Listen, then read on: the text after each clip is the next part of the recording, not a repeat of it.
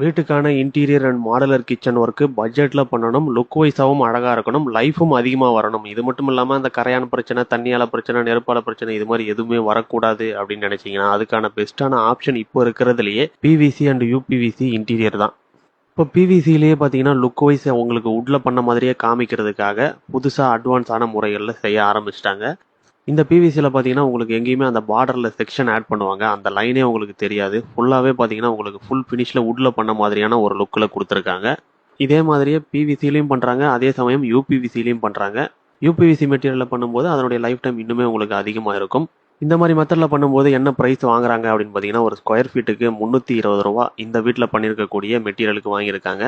அதுவே யூபிவிசி மெட்டீரியலில் பண்ணுறாங்க அப்படின்னா உங்களுக்கு 340 பெர் ஸ்கொயர் ஃபீட் வருது. இந்த மாதிரி குவாலிட்டியான ஒரு மாடலர் கிச்சன் 15 வருஷம் வாரண்டியோட பண்ணணும் அப்படின்னா மினிமம் 45,000 ஆகும் அப்படின்னு சொல்லியிருக்காங்க.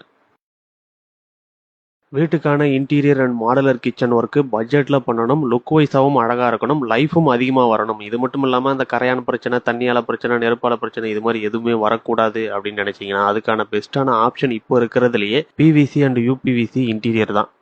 இப்போ பிவிசிலேயே பார்த்தீங்கன்னா லுக் வைஸ் உங்களுக்கு உட்டில் பண்ண மாதிரியே காமிக்கிறதுக்காக புதுசாக அட்வான்ஸான முறைகளில் செய்ய ஆரம்பிச்சிட்டாங்க. இந்த பிவிசியில் பார்த்தீங்கன்னா உங்களுக்கு எங்கேயுமே அந்த பார்டரில் செக்ஷன் ஆட் பண்ணுவாங்க, அந்த லைனே உங்களுக்கு தெரியாது. ஃபுல்லாகவே பார்த்தீங்கன்னா உங்களுக்கு ஃபுல் ஃபினிஷில் உட்டில் பண்ண மாதிரி